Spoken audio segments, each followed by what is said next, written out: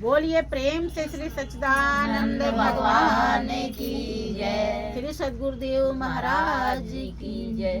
के गुरु कृपा से कितने ही तर गए, हो गए भव से पार। जब हम अपने कर्तव्य को संभालते हैं,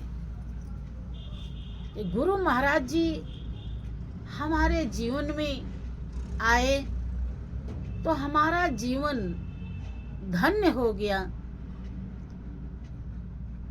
कब समझ में आएगा? ऐसा भाव कब आएगा? जब वो जो दात देते हैं उसकी हमें परख हो जाएगी। जो उन्होंने दिया है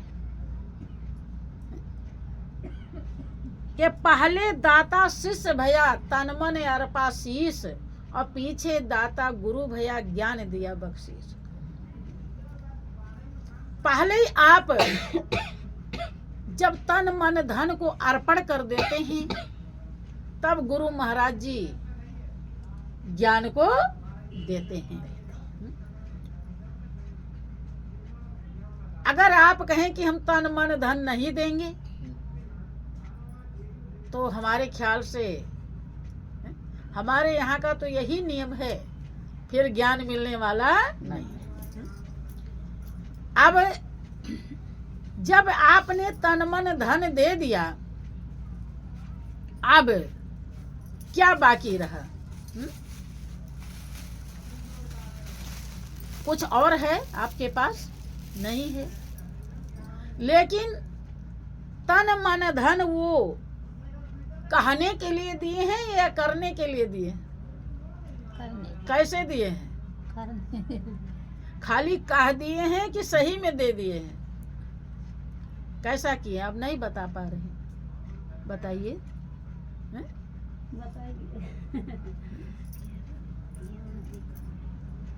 मैंने नहीं, कहने के लिए दिए हैं कि करने के लिए दिए हैं? करने के लिए दिए हैं। करने के लिए दिए हैं, अर्थात किया नहीं। तो जब करेंगे तब दिक्कत होगी कि नहीं?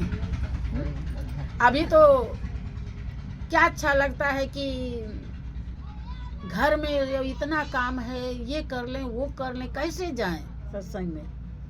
सत्संग में जाएंगे तो कोई काम छूट जाएगा। लेकिन जब ये ध्यान में आएगा कि ये सब कुछ तो गुरु महाराज जी का है,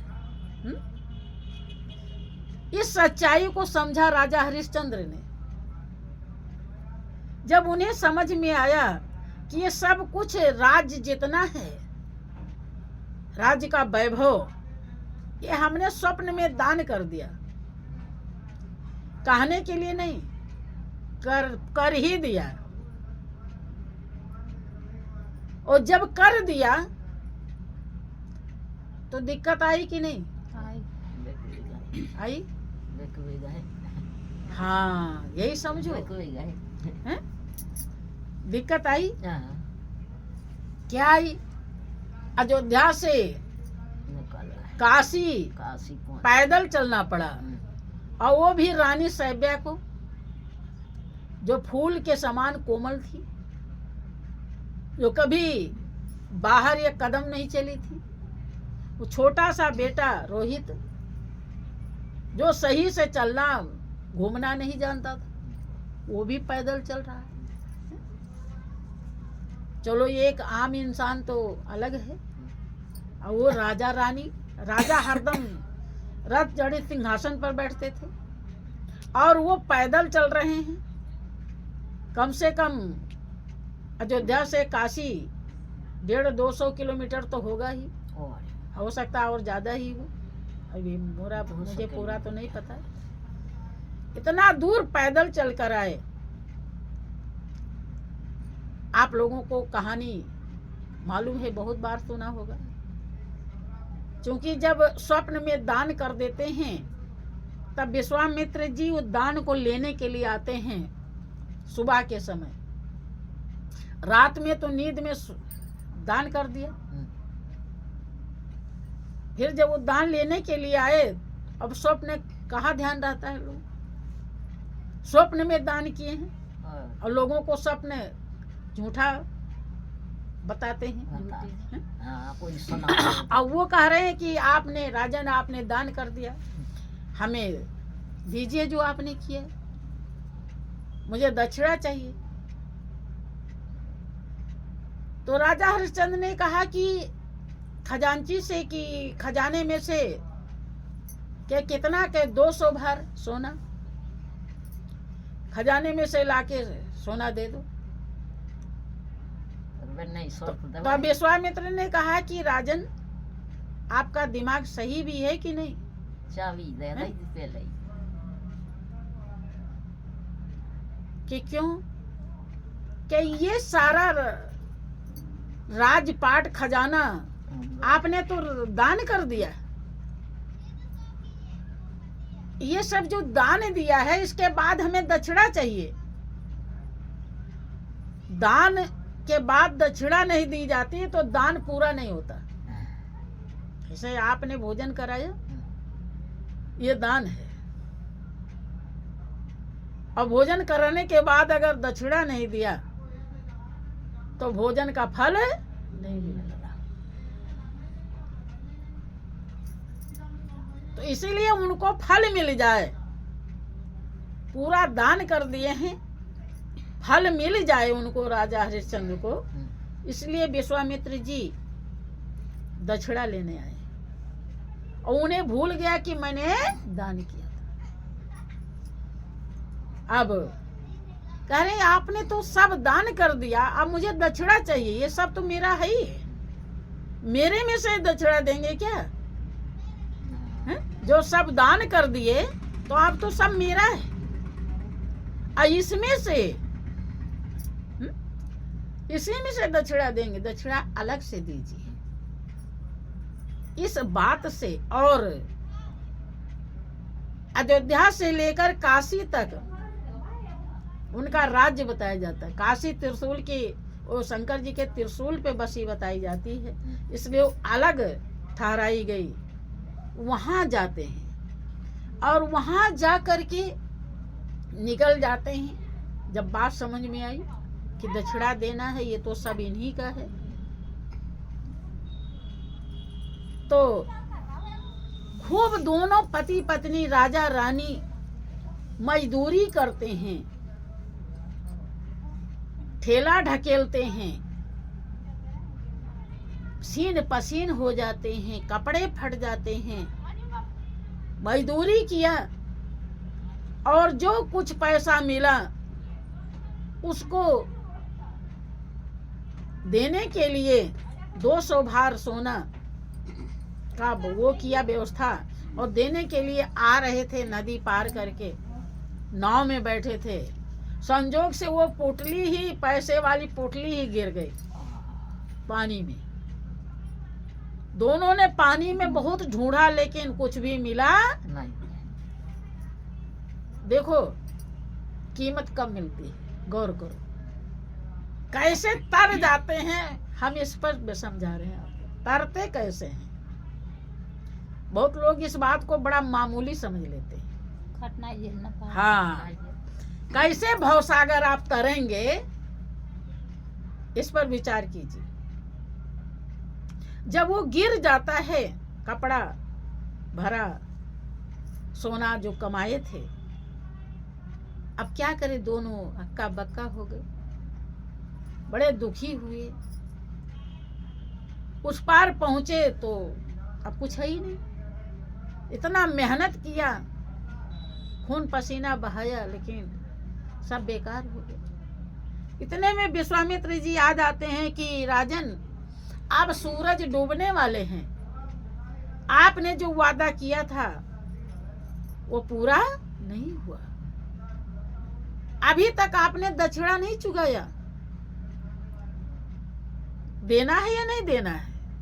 अगर इतने कह देते नहीं देना है तो आज राजा हरिश्चंद्र का नाम सत्यवादी में नहीं गिना जाता।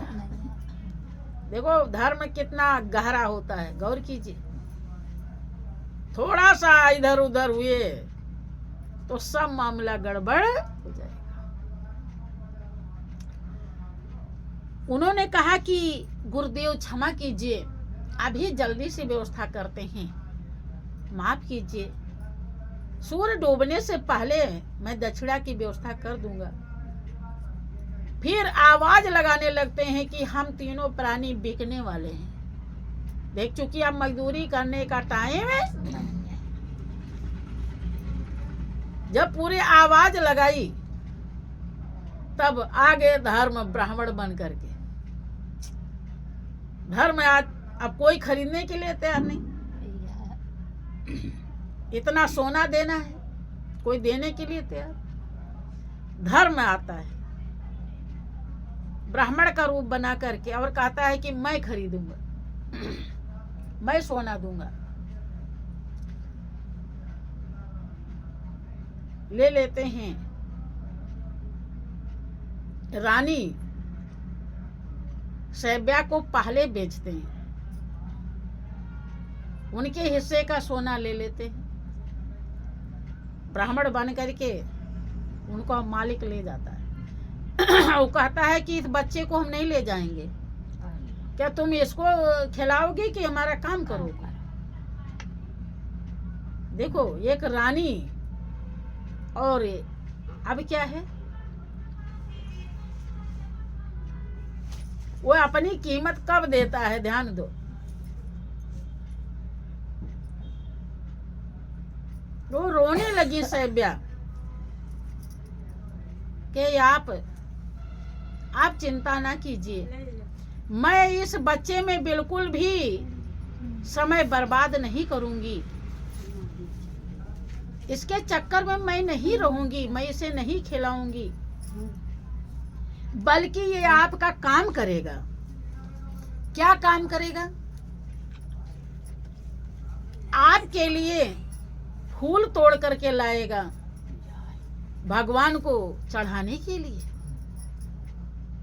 और मैं कसम लेती हूँ कि मैं इसमें बिल्कुल भी समय नहीं गंवाऊंगी, आप इसे चलने दीजिए, ये मेरे बिना कैसे जिंदा रहेगा, छोटा सा बालक है। बहुत गिड़गिड़ाई तो कहा ठीक है, लेकिन जो कह रही उसे ही निभाना पड़ेगा। तब वो ब्राह्मण लेकर के जाता है, और आप लोगों को कहानी पता है कि फूल तोड़ने गया था बालक, और सांप काट लेता है और वो मर जाता है। इसके बाद राजा हरिश्चंद्र कोई एक चांडाल खरीद लेता है, वो भी धर्म ही है, वो रूप बनाया है।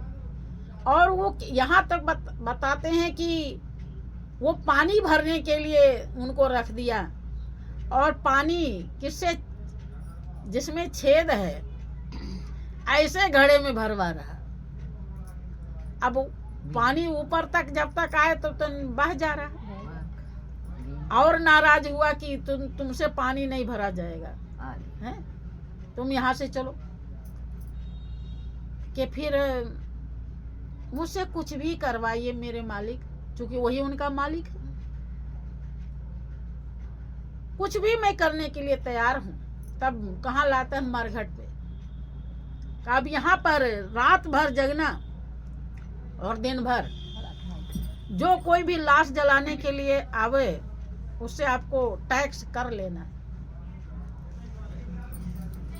अब आप लोगों को सबको कहानी मालूम है, राजा हरिश्चंद्र कर लेते थे। और जब उनका वो बेटा मर जाता है रोहित, तो उनकी पत्नी रात में उसे लेकर के वहीं पर आती हैं, क्योंकि वही शमशान घाट था, जलाने के लिए लाती हैं। और रो रो करके सारी व्यथा सुनाती हैं। तब राजा हरिश्चंद्र जान जाते हैं कि मेरी रानी, मेरी पत्नी ये रानी है और ये मेरा बेटा रोहित है। अब विचार कीजिए क्या दिल पे गुजर रहा होगा। है? अगर हृदय में केवल प्रभु ही नहीं होता और किसी की आस होती तो कैसे जिंदा रहते? विचार कीजिए। हाँ, भाव से पार कैसे होते हैं लोग, कैसे इस दुनिया में जीना सीखते हैं। कठिन कुछ भी नहीं है, सच्चाई को समझने के बाद कुछ भी कठिन नहीं है भाई। राजा या रानी या वो बेटा किसका है? भगवान का है। तो भगवान ही तो ले रहा है, कौन ले रहा है? फिर क्या दिक्कत है? कोई दिक्कत है? है दिक्कत। कब तक? जब तक सच्चाई समझ में नहीं आती नहीं तब तक बहुत ही दिक्कत है, और आ गई तो कोई भी दिक्कत नहीं। तो जब उन्हें पता चल गया और रानी को भी पता चल गया, वो कहने लगे कि बिना कर लिए लाश जलने न दूंगा और हुक्म अपने मालिक का टलने न दूंगा। अब बिना कर लिए अगर लाश जलाऊं तो नरक में भी हरगिज ठौर ना मैं पाऊं, नरक में भी मुझे ठौर नहीं मिलेगा। देखो धर्म कितना सच्चा होता है, कितनी बड़ी सच्चाई को मांगता है। जरा सा भी झूठाई की गुंजाइश नहीं। ये सोचते कि यहाँ तो हमारा मालिक कहाँ है, ये मेरी पत्नी है और इतना दुख में इसके पास कोई पैसा नहीं है। वो कहने लगे कि आप कुछ भी दीजिए, कुछ भी दे देंगी तो मैं लाश जलाने दूंगा, और नहीं कुछ देंगी तो लाश। और रो करके कहने लगे कि मेरे पास कुछ भी नहीं है, कोई पैसा नहीं है, क्योंकि वो हमारा मालिक साल भर में एक कपड़ा देता है और खाने के लिए देता है, तो खाना तो खा लेती हूँ पेट में, और कपड़ा भी फट गया है और पैसा तो कुछ है नहीं है? कैसे क्या दूं? तब राजा हरिश्चंद्र ने कहा कि आप अपनी जो साड़ी पहन रखी हो, धोती पहन रखी हो, उसे ही फाड़ के दे दो। साड़ी तो बहुत बड़ी है, कुछ भी दे, थोड़े टुकड़े से आपका तन ढक उठेगा। तन ढक लेना और जो उसे फालतू हो उसे फाड़ के दे दो। जब साड़ी फाड़ने के लिए चली तब वो धर्म प्रकट हो जाता है। धर्म कहने लगा कि अब हो गई जीत आपकी, अब सारा दुख हमेशा के लिए मिट गया, अब आपके जीवन में कोई भी दुख नहीं। अब आप जाइए अयोध्या और अपना और उस बेटे को भी जिंदा कर, जिसको वो जलाने जा रहे। विचार कीजिए, अगर इतनी बड़ी सच्चाई से डिग जाते तो भवसागर पार कैसे होते? ना तो नाम अमर होता, न मालिक खुश होता, न उन्हें मंजिल मिलती, न उन्हें सुख शांति मिलती। किसी को जब आप खुश कर लेते हो तो आपका दिल कितना खुश होता है। और अगर उसे खुश नहीं, खाना भी आपने बनाया और अगला अगर प्रेम से नहीं खाया तो भी आपका दिल दुखता है। खूब प्रेम से खा लिया तो आप मगन हो जाते हैं कि हमने बनाया तो अगला खुश हो गया, क्योंकि हृदय सच्चा है, वो सच्चाई से खुश होता है। बात समझ में आई? भाव सागर से पार होने के लिए ये गुरु कृपा से कितने ही तर गए। देखो कृपा कब प्राप्त हुई, विचार कीजिए। आप लोग थोड़ा सा कुछ कर्तव्य करते हो तो ये बहुत ज्यादा दिखाई पड़ता है। हम इसलिए डरता रहे, ज्यादा नहीं, थोड़ा ही रहता है। इधर थोड़े की भी बहुत बड़ी कीमत है। लेकिन अब कोई गाड़ी खरीदने गए हैं, अब वो 20 लाख में मिल रही है और आपके पास 1 ही लाख है, तो कैसे मिलेगी? नहीं मिलेगी। 20 लाख जब पाएंगे तभी वो गाड़ी मिलेगी। अर्थात मंजिल के लिए जो योग्यता चाहिए, जो सच्चाई चाहिए, जो भाव चाहिए, जो कर्तव्य चाहिए, जब वो जिस दिन पूरा होगा तब आप भव से पार हो जाएंगे। भव से पार हुई मीरा, भव से पार हुए ध्रुव, भव से पार हुए प्रहलाद, तमाम भक्तों का इतिहास है। तो विचार कीजिए, उन्होंने त्याग किया कि नहीं किया है? हाँ। तो बोलिए प्रेम से श्री सच्चिदानंद